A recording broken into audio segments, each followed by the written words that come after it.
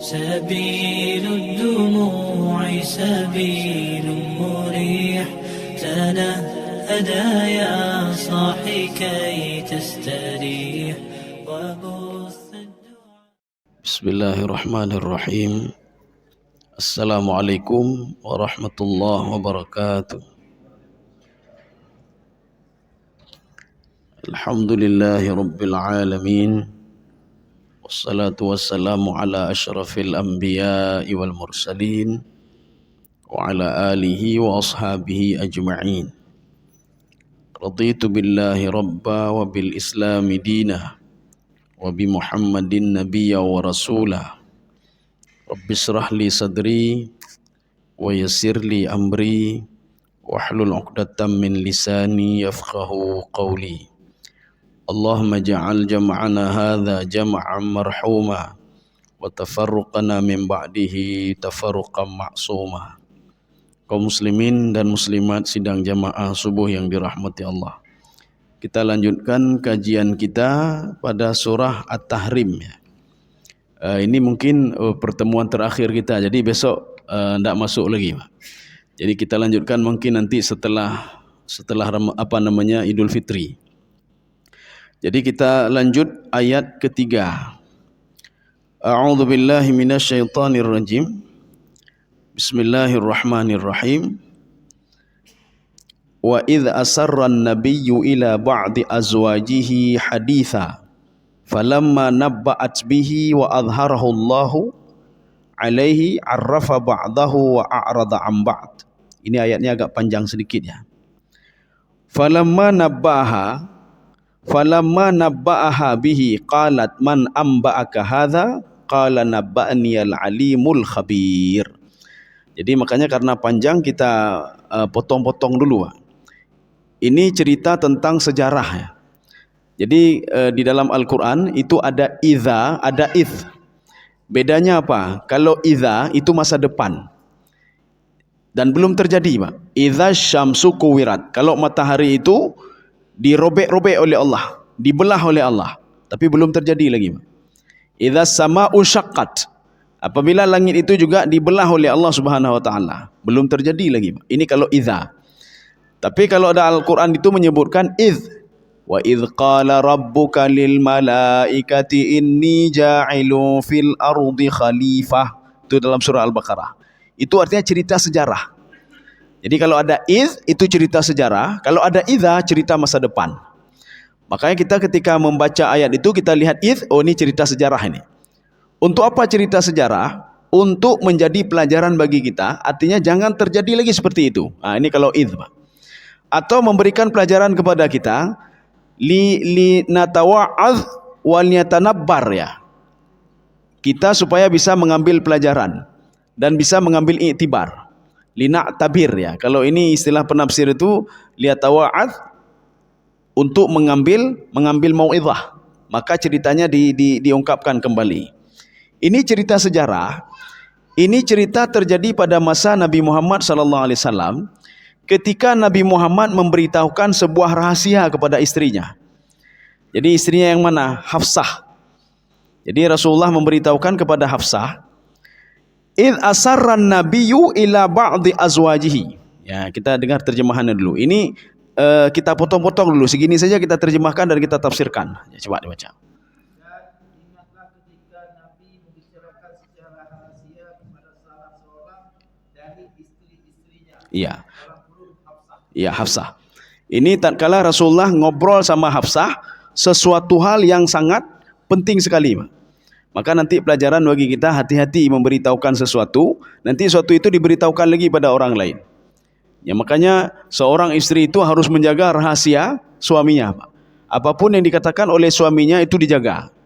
Ini begitu juga ini. Hafsah rupanya tidak menjaga, ya, Pak. Jadi makanya Rasul asarra itu berasal dari kalimat sirrun. Sirrun itu apa? Kalimat rahasia. Lawannya apa? Sirrun itu lawannya jahrun. Jadi jahrun itu jelas, diberitahukan secara ramai-ramai. Tapi ini tidak, diberitahukan hanya kepada Hafsah saja. Ya, seperti kita begini. Kita ngomong kepada seseorang, ini cuma kamu saja yang saya kasih tahu. Lain hanalum rithe. Jabarun lailam. Cuma kamu saja saya kasih tahu, orang lain enggak saya kasih tahu. Tak kampung kayak depu mah. Bukan rahasia lagi ya, Pak. Ya, tetapi Rasulullah ketika memberitahukan seseorang itu tidak diberitahukan lagi pada orang lain, Pak. Aisyah tidak tahu, semua tidak tahu. Termasuk ketika Rasulullah sallallahu alaihi wasallam ada cerita masalah apa lagi? Ada satu masalah ketika Rasulullah kepada Muaz bin Jabal. Ketika Rasulullah memanggil Muaz bin Jabal, makanya hadis ini khusus untuk Muaz bin Jabal. Karena kita umat Nabi Muhammad, hadis itu terus dibaca-baca dan berlaku juga untuk kita ya, Pak. Mana hadisnya?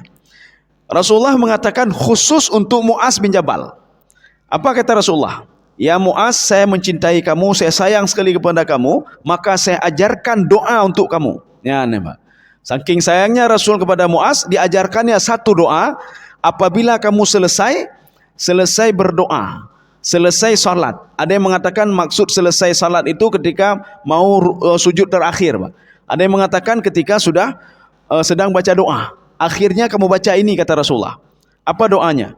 Allahumma a'inni ala dzikrika wa syukrika wa husni ibadatik. Ya, ini, Pak.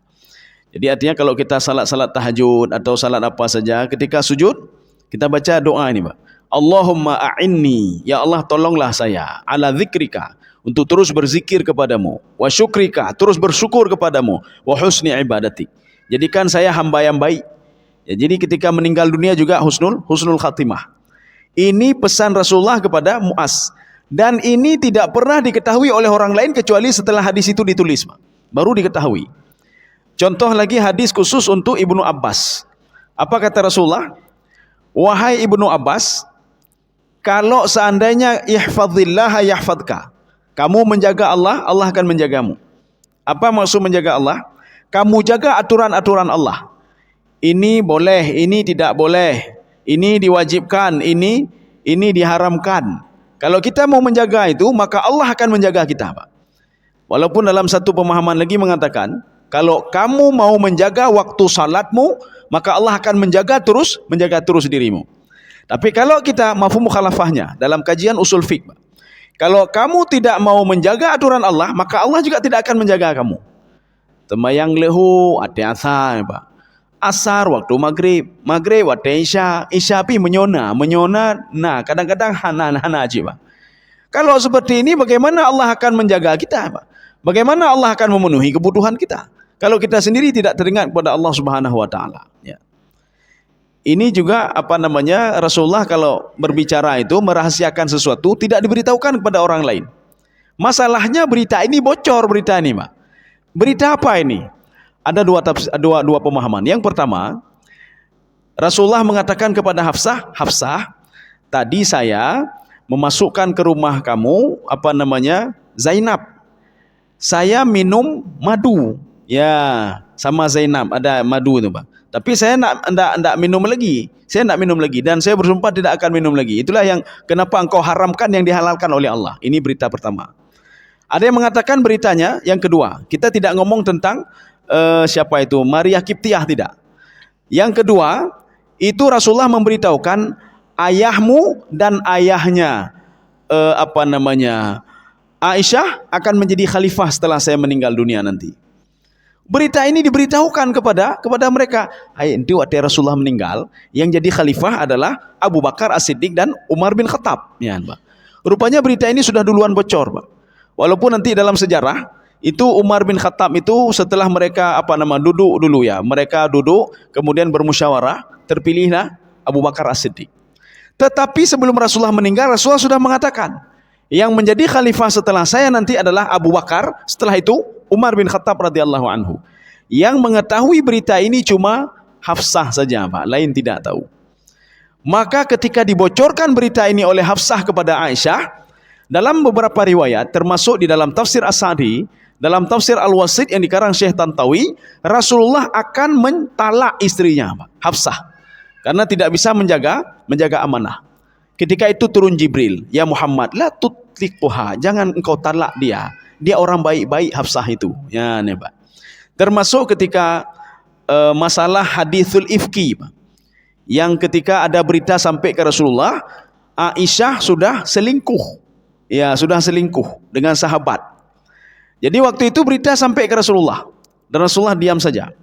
Kemudian Ali bin Abi Thalib mengatakan, ya Muhammad, ya Rasulullah, kamu ceraikan saja dia, ya, ceraikan saja dia. Untuk apa sama ini, sama apa namanya? Kamu ceraikan saja dia. Artinya dia sudah berselingkuh. Nabi Muhammad diam saja. Setelah beberapa hari kemudian maka turunlah ayat, ya Muhammad, dia itu tidak ada apa-apanya. Artinya apa? Dia tidak berbuat apa-apa. Aisyah itu bersih. Ketika itu Rasulullah baru tersenyum kembali dengan Aisyah. Ya, makanya Rasulullah ketika sampai berita hoax itu, Rasulullah hanya bengihile ke Aisyah, Pak. Cuma tidak ngomong dulu Rasulullah. Ya, sama seperti Hafsah ini. Rasulullah diam saja. Sehingga Aisyah mengatakan, ya Rasul, kenapa tidak ngomong-ngomong sama saya? Diam saja Rasulullah. Ketika itu Rasulullah mengatakan pada akhirnya, tolong kamu jelaskan kepada saya, apa yang kamu lakukan ketika kamu tinggal di belakang? Waktu itu kamu jalan dengan sahabatku, kata Rasulullah sallallahu alaihi wasallam. Diterangkan, saya tidak berbuat apa-apa ya Rasulullah. Akhirnya Rasulullah mengatakan, saya tidak percaya kecuali nanti turun ayat yang menerangkan tentang kamu. Maka turunlah ayat khusus yang menerangkan tentang keberadaan Aisyah. Waktu itu tidak jadi ditalak ya istrinya oleh Rasulullah sallallahu alaihi wasallam. Falamma wa id asarra an-nabiyyu ila ba'di azwajihi. Ini Hafsah. Berarti satu potongan ini sudah. Ini cerita sejarah. Artinya hati-hati memberitahukan berita kepada orang lain. Jangan sampai berita ini bocor, Pak. Ini kan berita tentang masa depan. Tidak ada yang tahu siapa khalifah setelah Rasulullah. Tidak ada yang tahu, Pak. Tapi Rasulullah sudah memberitahukan kepada Hafsah ya. Tapi Hafsah membocorkannya. Kita begitu juga. Menyona pupu baik cerita ile, Pak. Baik cerita ile. Atau kita cerita kepada orang ini saja, Hafsah saja, istri Rasulullah bisa membocorkannya. Bocorkannya mungkin gara-gara senang ya, Pak. Umma ayah Dron dengan ayah Lun jadi khalifah nanti. Ya, jadi khalifah setelah Rasulullah wafat. Sekarang kita lihat potongan yang kedua. Falamma nabba'at bihi wa adhharahu Allahu alaihi arrafa ba'dahu wa a'rada an ba'din. Ya, itu sekarang potongan kedua. Coba dibaca lagi ya. Tatkala dalam Hafsah menceritakan peristiwa itu kepada Aisyah dan Allah memberitahukan hal itu dalam semua pembicaraan antara Hafsah dan Aisyah kepada Muhammad, lalu Muhammad memberitahukan sebagian yang diberitakan Allah kepadanya. Sudah. Ini panjang sekali, ya. Atau kita inikan dululah ya. Ini panjang sekali dan kita pusing juga. Falamma nabba'at bihi, tatkala berita ini diberitahukan oleh Hafsah kepada Aisyah. Ya. Jadi berita tadi Rasulullah SAW, kita ambil yang kedua saja. Tidak usah ambil yang pertama, Pak. Yang pertama masalah minum madu itu. Rasulullah SAW ketika itu memberitahukan Hafsah, Hafsah memberitahukan Aisyah. Ini maknanya. Falamma nabba'at bihi azharahullahu alaihi. Setelah itu Allah memberitahukan Nabi Muhammad, wahai Muhammad, Hafsah sudah membocorkan rahasia yang kamu beritahukan kepada Hafsah. Ini Allah berdialog langsung dengan Muhammad. Ini level murakabah, level paling tinggi ini, Pak. Murakabah itu bagaimana? Ketika kita menjaga aturan Allah, Allah akan menjaga kita, Pak. Ini level pertama, level ini. Level kedua, itu sudah mengarahkan, kamu jangan buat ini, kamu jangan buat itu. Level murakabah kedua, Pak. Level murakabah yang ketiga, itu dipalingkan kita ketika akan berbuat maksiat oleh Allah Subhanahu wa taala. Mana contohnya? Nabi Yusuf alaihissalam ketika berada dalam sebuah rumah raja, Pak. Kemudian setelah itu istri raja mengunci pintu, Pak. Mengunci pintu. Untuk berbuat maksiat ada kesempatan Nabi Yusuf alaihissalam untuk berbuat maksiat. Sehingga disebutkan di situ Nabi Yusuf suka sama istri raja juga suka sama Nabi Yusuf. Dua-dua suka. Bukan istri raja saja, Yusuf begitu juga. Tapi setelah itu apa kata Allah Subhanahu wa taala? Saya memalingkan mukanya, kata Allah. Saya palingkan dia dan saya buat dia tidak untuk berbuat maksiat. Ini sudah murakabah level ketiga, Pak. Arti murakabah level ketiga, penjagaan Allah terhadap orang yang dicintainya itu sangat luar biasa sekali, Pak. Ini seperti kita punya pengawal pribadi, Pak. Ini dia akan melakukan apa saja, asal kita selamat, ya, Pak. Ini artinya sudah level-level tinggi, Pak. Maka Rasulullah SAW ketika ada masalah selalu diberitahukan oleh Allah, ya Muhammad, nanti akan terjadi ini. Ya Muhammad, Hafsah sudah membocorkan rahasia. Ya. Kaum muslimin sedang jamaah yang dirahmati Allah Subhanahu wa taala. Ini kita lanjut lagi, Pak.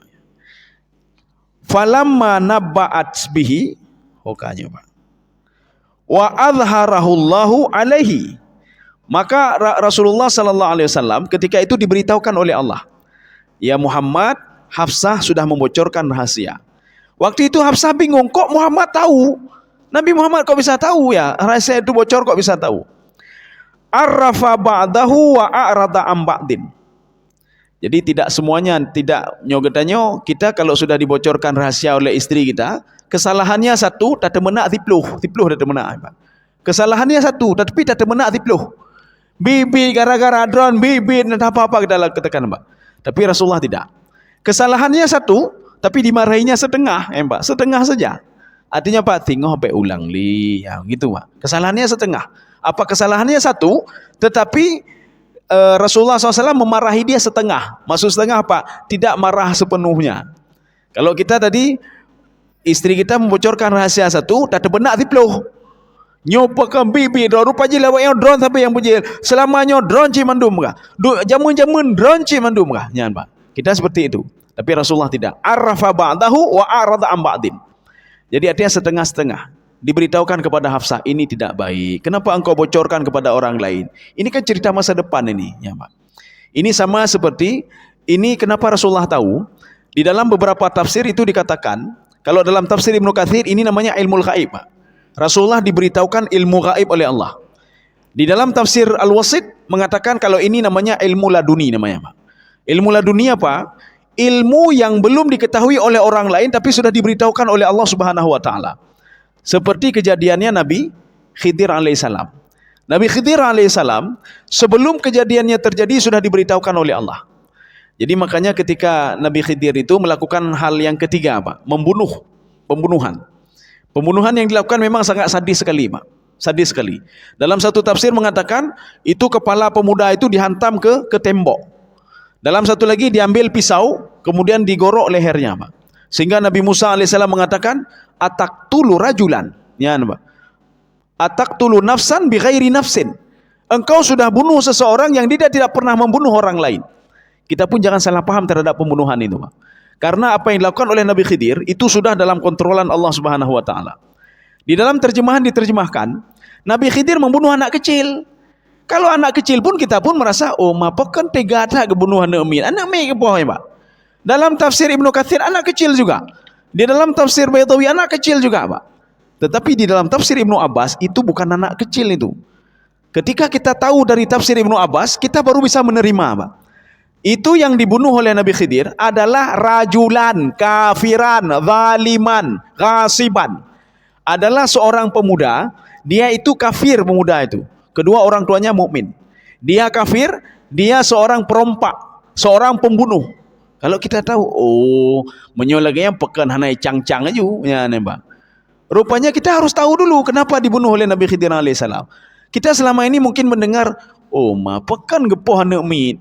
Walaupun demikian, baik anak mit lah gepoh. Anak mit hidup apa, Pak? Kalau dia meninggal, bukan meninggal dalam keadaan ini. Rupanya tidak, kata Ibnu Abbas. Ibnu Abbas mengatakan itu seorang pemuda itu. Jadi pemuda ini tinggal di antara dua kampung, Pak. Setiap kampung A akan ke kampung B, selalu dia minta upeti, Pak. Kalau tidak diberikan, dibunuh. Atau ketika diberikan, orangnya juga dibunuh. Begitu kejamnya pemuda ini. Kafir lagi dia, Pak. Jadi makanya dibunuh oleh Nabi Khidir alaihissalam atas perintah Allah Subhanahu wa taala. Artinya apa? Ini sama seperti Allah memusnahkan Fir'aun. Dengan memusnahkan Fir'aun sudah menyelamatkan generasi-generasi yang lain. Artinya melenyapkan satu orang, menyelamatkan banyak orang. Membunuh satu orang pemuda kafir tadi, menyelamatkan orang lain. Ya titik urona saja meninggal pohli pemuda, meninggal lagi. Ya, Pak. Memang pemuda ini punya ayah yang terkenal ibadahnya, Pak. Tapi ayahnya tidak bisa berbuat apa-apa.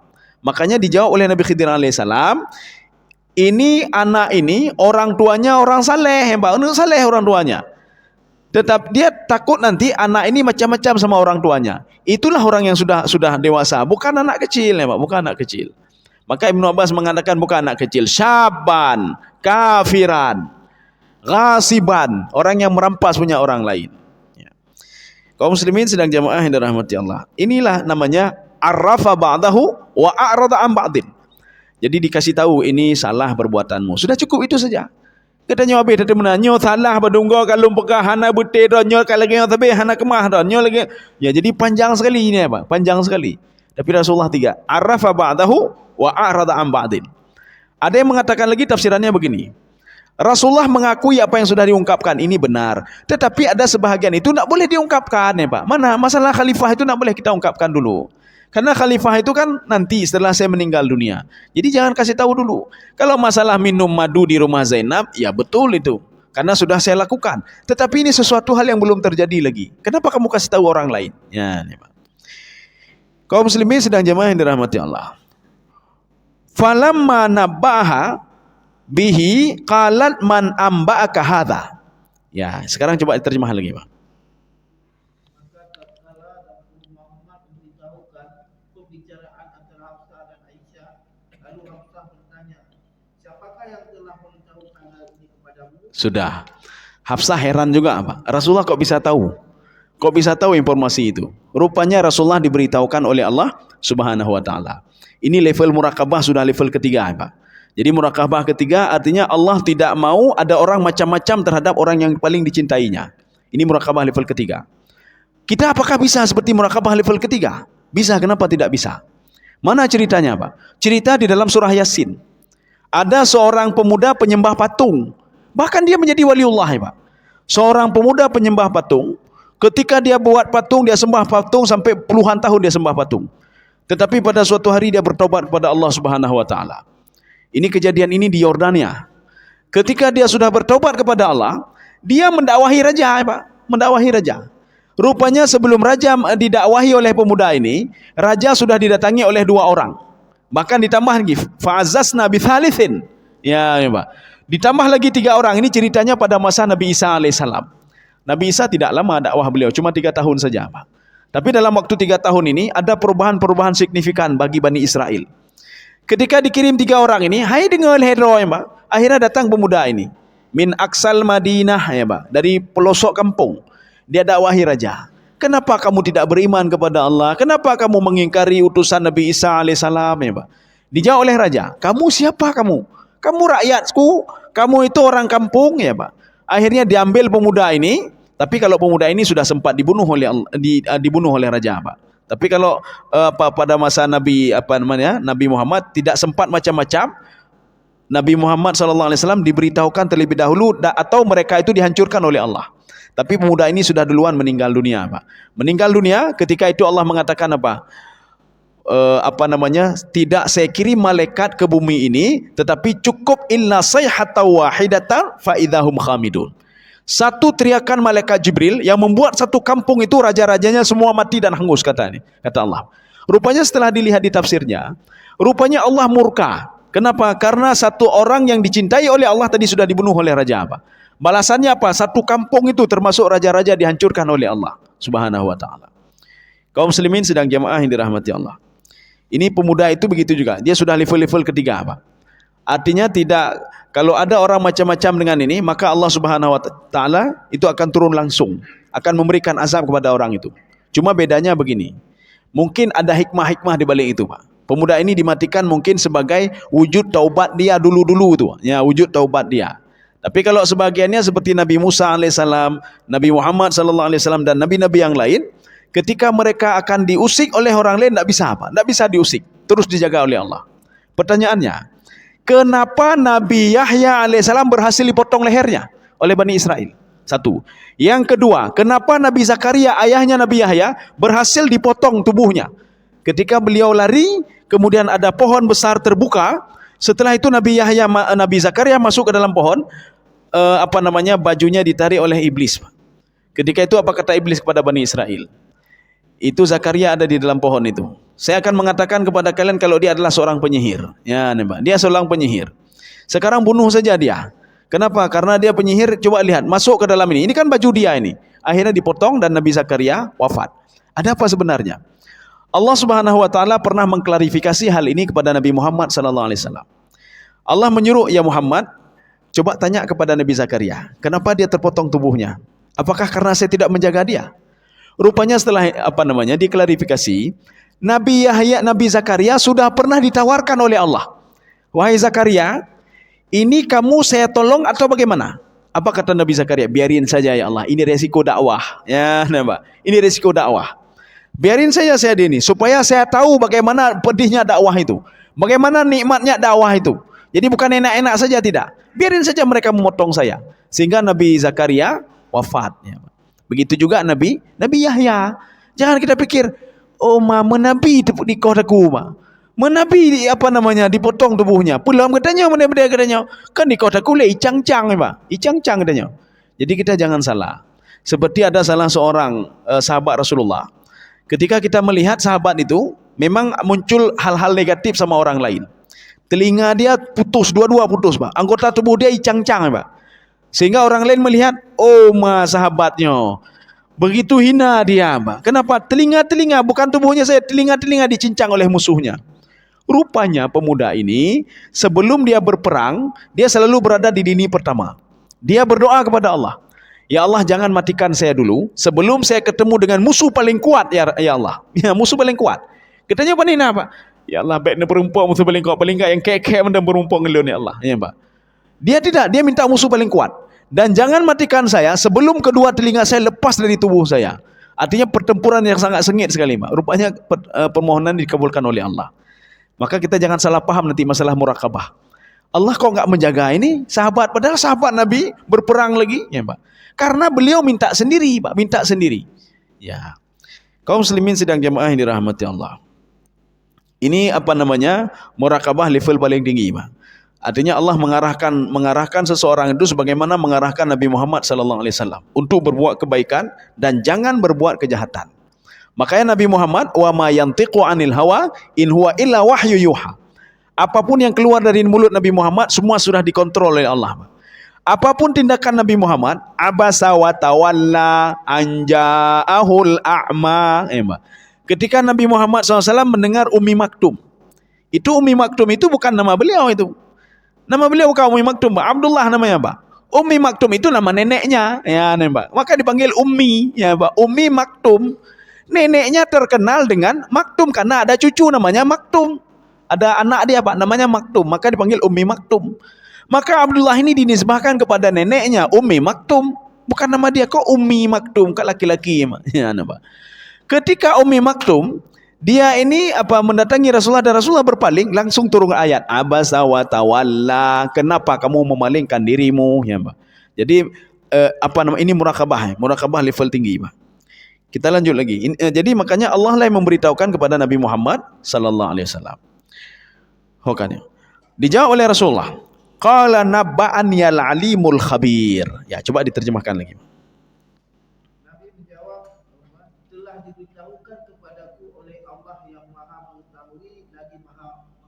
Ya.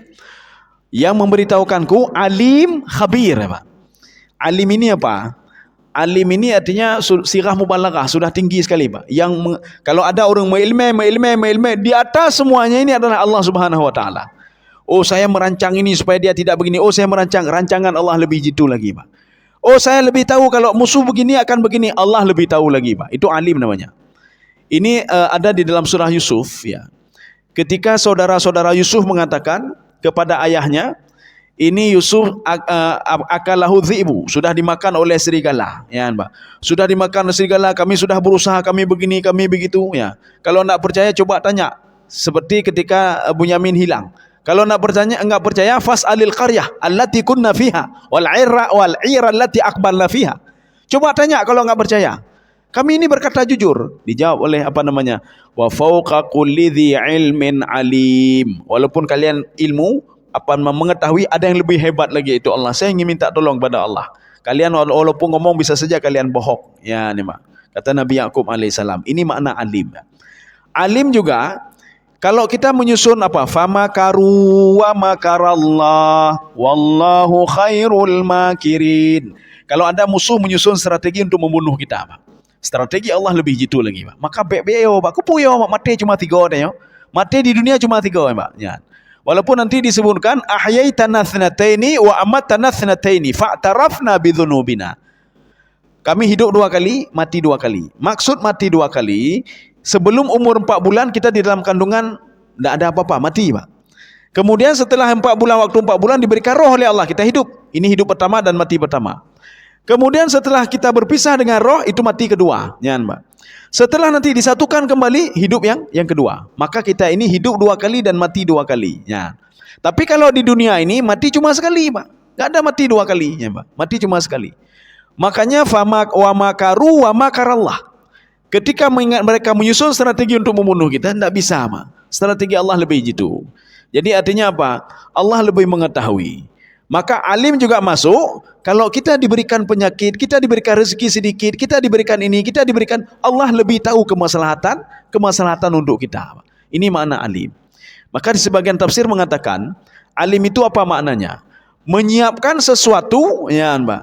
Dan Allah sudah melihat masa depan untuk simpulan ini apa masa depannya. Maka dipersiapkan simpulan untuk menjadi seperti ini. Itu namanya alim, Mbak. Ya. Makanya kenapa orang tua mempersiapkan anak begini? Karena orang tua tahu, ya, nanti anaknya itu akan menjadi ini. Kalau seandainya dia tidak mempersiapkan anaknya, maka akan terpengaruh dengan anak-anak yang lain. Ini kalau ilmu, ya, ilmu orang tua. Tetapi di atas ilmu ini ada yang lebih lagi berilmu, yaitu Allah Subhanahu wa taala. Makanya kita disuruh bertawakal. Inilah muncul konsep tawakal. Bismillah tawakkaltu 'alallahi la haula wala quwwata illa billahil aliyil azim. Kita bertawakal pada Allah. Termasuk masalah rezeki, masalah hidup, mati dan lain sebagainya. Saya bertawakal, ya Allah. Cuma saya berusaha saja. Ya, saya berusaha saja. Kaum muslimin sedang jemaah yang dirahmati Allah. Oke. Ya, sekarang kita khabir. Khabir ini, kalau orang Arab memuji orang lain, apa kata orang Arab? Anta khabir. Ya, kalau sudah dikatakan anta khabir, mana khabir itu apa? Kamu tahu segala hal. Kamu pintar sekali kamu. Itu khabir, Pak. Nyan menyukai pegang khabir, nyan, Pak. Nyan kayu dah, Pak.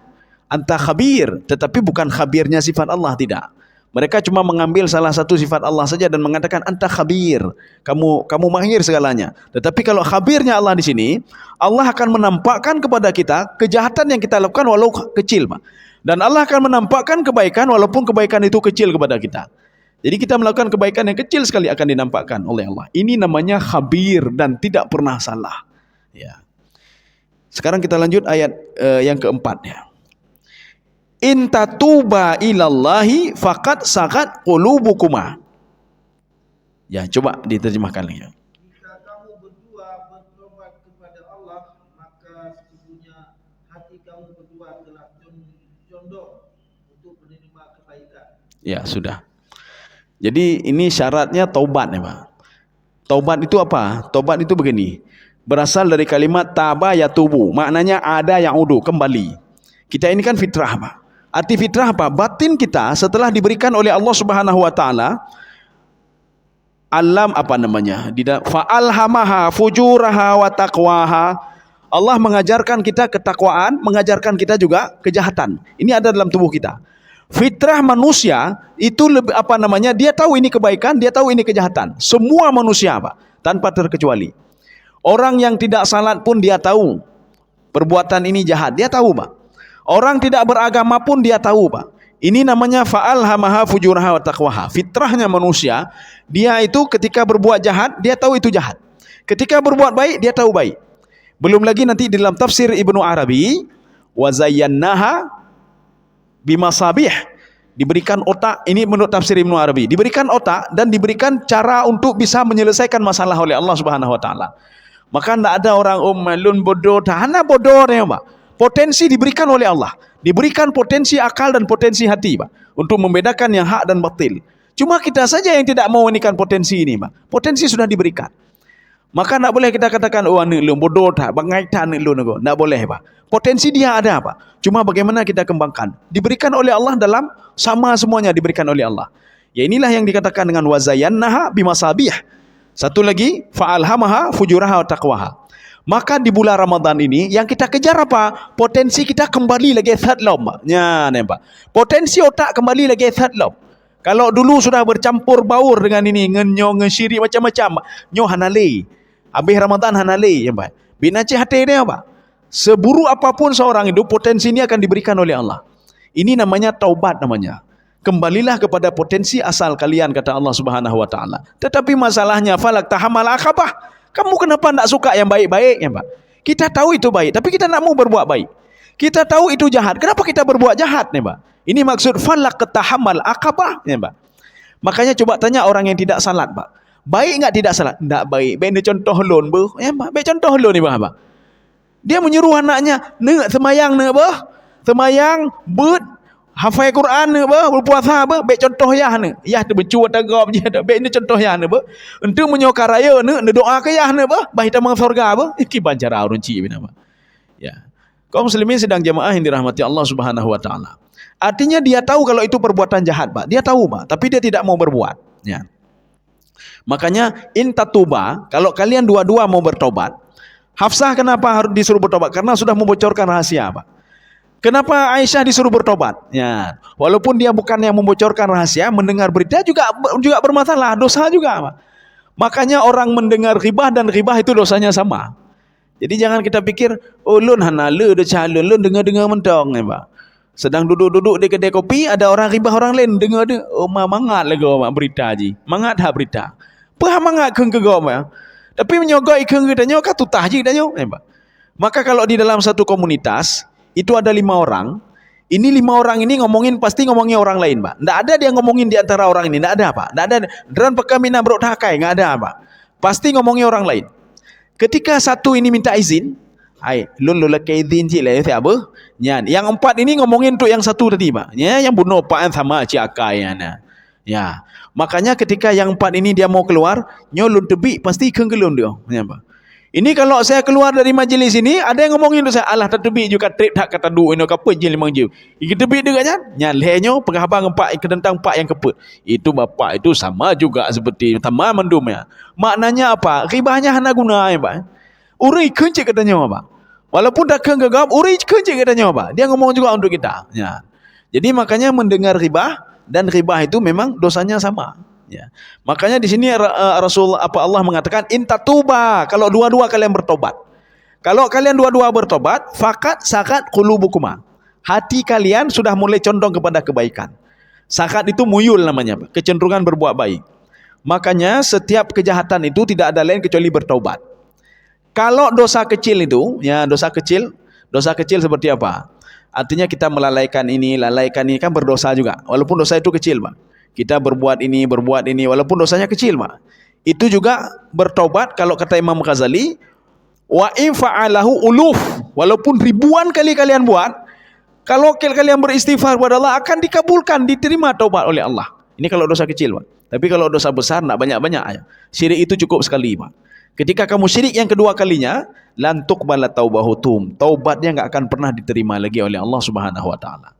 Jadi seorang sudah beriman, seorang syirik, kemudian dia beriman, diterima ini. Kemudian syirik lagi dia, Pak. Dan dia mau beriman lagi, tidak akan diterima lagi oleh Allah. Syiriknya yang kedua kali sudah cukup syarat kalau dia itu lan tuqbala taubatuhum. Taubatnya tidak akan pernah diterima lagi oleh Allah Subhanahu wa taala. Maka syirik cukup 1 kali, jangan sampai 2 kali, ya. Ini syarat taubat. Apa namanya? Kalau bertaubat. Kalau bertaubat, maka akan dimaafkan oleh Allah. Kalau tidak bertaubat, maka tidak dimaafkan. Maka cara taubat itu bagaimana?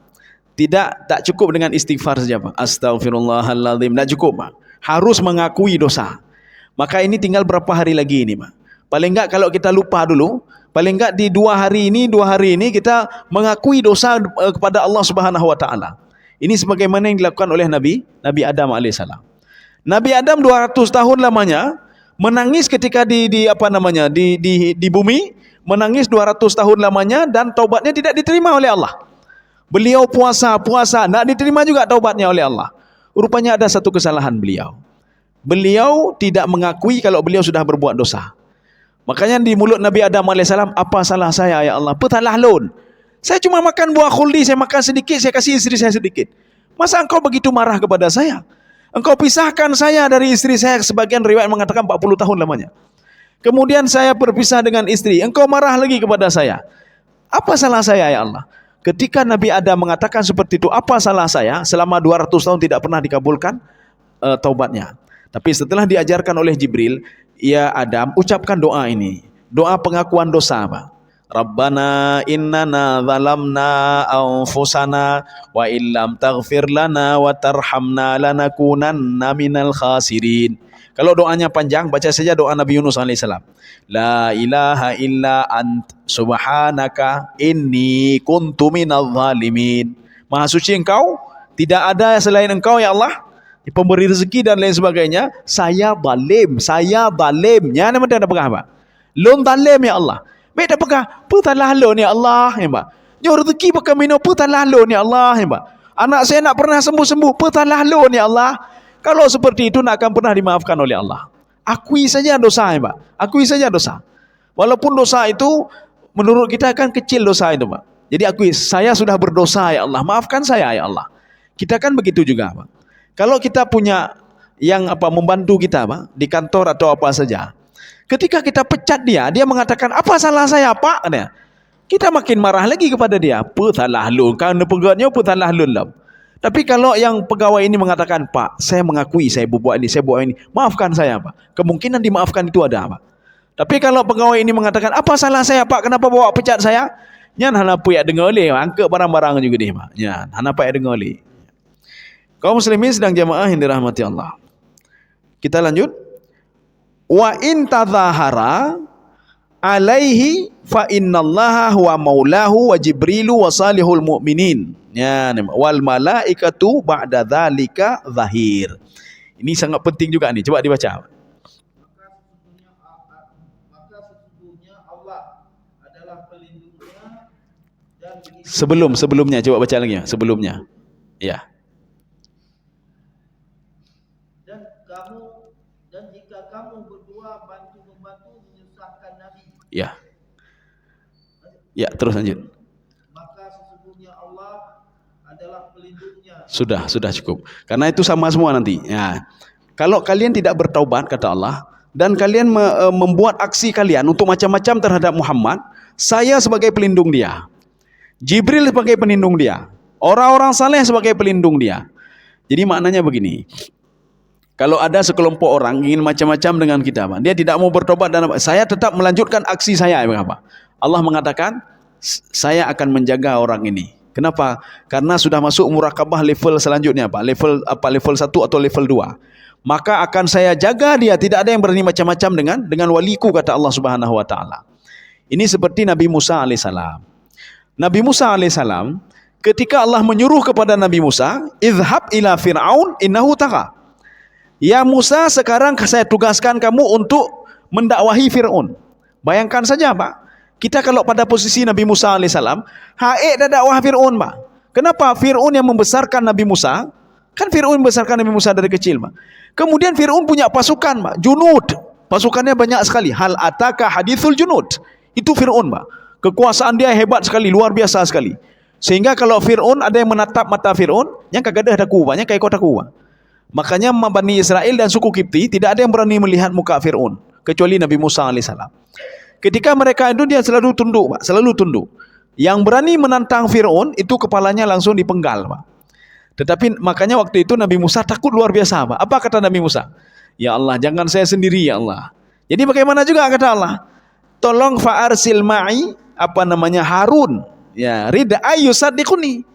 Kamu kirim bersama saya Harun, saudara saya ya Allah. Ya, Pak. Kami baru ini kembali kalau kirim berdua. Boleh juga. Idhaba ila Fir'aun innahu tagha. Sekarang dua-dua kalian pergi. Apa kata Nabi Musa? Dua-dua nak ke haji ya Allah. Ya, Pak. Kami takut ya dia akan membangkang kepada kami dan macam-macam kepada kami. Apa jawab Allah Subhanahu wa taala? Kalian tenang saja kalian. Asma'u wa ara. Saya mendengar apa yang kalian dengar, saya melihat apa yang kalian lihat. Fala yasilu ilaikuma. Itu Fir'aun tak bisa menyentuh, kalian berdua tak bisa disentuh. Coba lihat Pak. Ada dalam sejarah yang mengatakan Fir'aun itu sudah menampar Nabi Musa atau dia melakukan sesuatu pada Nabi Musa? Tidak bisa Pak. Kenapa? Sudah dijaga oleh Allah Subhanahu wa taala. Ya, Pak. Jadi tak bisa macam-macam. Jadi makanya Allah mengatakan, kalau kalian pun menyusun strategi macam-macam untuk berbuat sesuatu terhadap Nabi Muhammad sallallahu alaihi wasallam, saya akan terus menjaga beliau. Ya. Ini seperti Abu Lahab dan Abu Jahal. Kemudian ada juga istrinya, istri Abu Lahab. Istri Abu Lahab Ummu Jamil. Mereka menyusun strategi untuk membunuh Rasulullah dengan batu besar. Ketika Ummu Jamil akan mengambil batu ingin membunuh Rasulullah SAW, jadi waktu itu dijaga oleh malaikat Jibril. Dijaga oleh Jibril. Sehingga waktu itu Rasulullah bersama, kalau tidak salah, Abu Bakar. Datang Ummu Jamil, dia bawa batu, Pak. Mana Muhammad? Abu Bakar heran, kok nggak bisa lihat Muhammad, ya, Pak. Setelah itu apa? Mana Muhammad? Saya inikan batu di atas kepala dia. Akhirnya Pak Ummu Jamil pergi. Dan Abu Bakar heran dan bertanya ke Rasulullah, ya Muhammad, kenapa dia tidak bisa melihat kamu ya Muhammad? Ya, nih, Pak. Apa jawab Nabi Muhammad SAW? Allah sedang melindungi saya melalui Jibril alaihissalam. Rupanya ini oleh Jibril, Pak. Pada kesempatan lain, Abu Jahal ingin membunuh Rasulullah SAW. Apa kata Abu Jahal? Abu Jahal ngomong di depan kafir Quraisy. Saya bersumpah, kata Abu Jahal, itu Muhammad kalau dia salat nanti saya injak-injak kepalanya. Akhirnya apa? Mereka pergi sama-sama dan melihat Nabi Muhammad sedang salat, Pak. Coba lihat, sekarang saya injak-injak kepala dia. Ketika Abu Jahal pergi, tidak jauh dari Nabi Muhammad, tiba-tiba Abu Jahal kembali lagi, Pak. Lari dia, Pak. Ditanya oleh suku Quraisy, kenapa kamu lari? Kalian tahu nggak?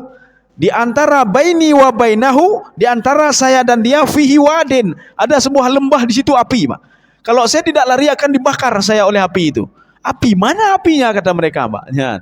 Akhirnya datang lagi yang kedua, tidak bisa juga. Waduh, ada penjaganya, katanya, Pak. Ada yang menjaganya. Inilah janji Allah Subhanahu wa taala. Kalaupun ada orang macam-macam terhadap seseorang, seorang yang bagaimana? Yang patuh dan taat kepada Allah. Maka kalau kita patuh dan taat kepada Allah, ya Pak, akan selalu dijaga oleh Allah Subhanahu wa taala. Apakah perkataan kita dijaga, tingkah laku kita dijaga oleh Allah Subhanahu sebagaimana Allah menjaga Nabi Muhammad, Nabi Musa dan nabi-nabi yang lain. Kaum muslimin sedang jemaah yang dirahmati Allah. Kita juga bisa seperti Nabi Khidir, Pak. Kita berdoa kepada Allah. Nabi Khidir kan makhluk Allah juga. Kita berdoa kepada Allah, ya Allah ajarkan saya seperti engkau ajarkan kepada Nabi Khidir. Ajarkan ilmu kepada saya seperti engkau ajarkan kepada Nabi Musa alaihissalam, ya Allah. Bisa, kenapa tidak bisa, Pak? Cuma kita saja yang tidak mau, Pak. Kita minta, ya Allah ajarkan saya ilmu seperti engkau ajarkan doanya Nabi Muhammad kepada Ibnu Abbas. Begitu juga kita minta kepada Allah untuk anak, Pak. Ya Allah jadikan anak saya yang saleh dan jadikan seperti Ibnu Abbas. Jadikan seperti ini, jadikan seperti ini. Nyanjur bukan hanjur, Pak. Kenapa tidak bisa? Ya, nah, Pak. Wa in tadhahara alaihi fa innallaha huwa maulahu. Maka kalau kalian macam-macam dengan Nabi Muhammad, maka sayalah yang akan kalian hadapi, kata Allah Subhanahu wa taala. Maka enggak macam-macam, enggak macam-macam. Jadi di dalam sebuah ayat hadis kursi yang lain, ketika Allah berdialog dengan para malaikat, apa kata Allah? Wahai malaikatku, saya mencintai si fulan. Si fulan itu patuh dan taat kepadaku. Malaikat akan mengatakan, ya Allah, kalau engkau mencintai si fulan, apalagi kami. Kami akan mencintai dia, ya Allah. Dan malaikat penasaran, ya Pak, akan melihat kok bisa dicintai oleh Allah. Maka kita akan terus diikuti oleh para malaikat. Apa keunggulan dia? Ya, Pak. Ketika malaikat tahu keunggulan kita, maka malaikat juga mencintai kita, Pak. Ketika malaikat mencintai kita, seluruh penduduk langit itu mencintai kita, Pak. Maka kita menjadi orang yang terkenal di langit. Itu hilangnya, Pak. Ya, Pak. Jadi maknanya kalau enggak terkenal di dunia hana pupu, tak terkenal di dunia, Pak. Yang turi tanya cuma awak Banda Aceh mentang, Pak. Oh, terkenal awak Banda Aceh mentang. Oh, saya ada Aceh besar. Oh, Banda Aceh besar yang terkenal, Pak. Tak jauh tigli tanya turi tanya, Pak. Oh, lon terkenal di Aceh, Pak. Oh, di Aceh saja. Tak jauh Padang mai turi tan liurungnya, Pak. Tak jauh Riau mai turi dah. Oh, saya terkenal di Sumatera. Kepui Sumatera awak Jawa hana turi kita nyaw. Ya, Pak. Hana turi. Oh, saya terkenal di Indonesia, Pak. Kepu terkenal di Indonesia. Ketika kita keluar negeri hana turi. Makanya kalau ada presiden yang keluar negeri tanpa dikawal oleh seorang pun, hana kawal, hana turi menyonya presiden, Pak. Tapi dia dikenal karena ada yang mengawal dia. Siapa itu? Oh, presiden. Yan bawa turi. Tapi coba dia pergi sendiri, hana turi, Pak. Oh, saya terkenal di dunia ini. Kepu terkenal di dunia itu kecil sekali, Pak. Ubedhat, Pak. Ubedhat. Itu pun terkenal ketika kita punya jabatan, Pak. Coba nak ada jabatan lagi, naik turi kita nyaw, hana tak turi kita nyaw, Pak. Tetapi kalau kita sudah dikenal oleh Allah, seluruh malaikat akan mengenal kita, Pak. Malaikat langit mengenal kita, Pak. Maka kalau kita berdoa, Pak, diaminkan oleh malaikat langit, Pak. Kita yang semua berdoa, Pak. Tipulan amin, ya Allah, dikabulkan, ya Allah, cukup jirah hurungnya, ya Allah, ya Pak. Itu kalau sudah dikenal oleh malaikat. Ketika kita meninggal dunia, merepah malaikat, Pak, untuk ya petimang roh kita nyaw, Pak. Itu kalau kita meninggal dunia. Ya. Kenapa? Karena kita sudah dikenal oleh para malaikat. Ini sama seperti seorang sudah dikenal di dunia dia dikenal. Ketika dia meninggal, itu penjuru dunia kan datang semuanya, Pak. Kenapa? Yang meninggal itu orang yang dikenal. Ini kalau terkenal di dunia, tapi sedikit yang ini kita. Tapi ini malaikat, seluruh malaikat Pak, yang di langit itu mengenal kita.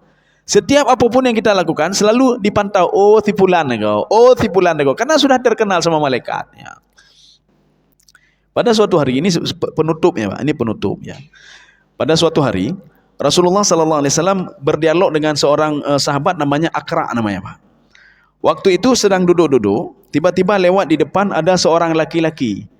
Oh, alih kiban oh ya Pak. Jadi apa? Merah-merah, hana rapi ya. Bajai bin Najib hana rapi bajai. Rasulullah mengatakan, kamu lihat orang yang barusan lewat tadi? Apa kata Aqra? Wah, nyan ya Rasul urang gathin ya. Dia orang miskin, orang enggak terkenal. Kami pun enggak mengenal dia itu ya Rasul. Ya, kami enggak mengenal dia.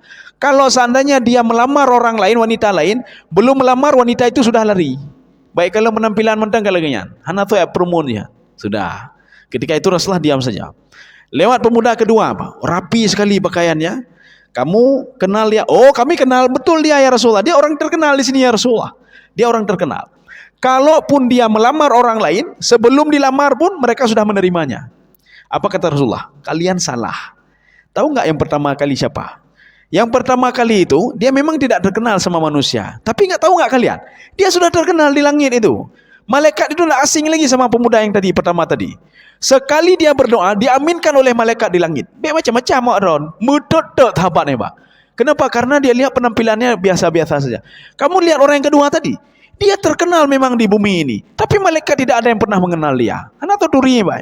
Maka ketika meninggal dunia, kalau orang yang dikenal oleh malaikat, merepah malaikat Pak. Biar saya saja.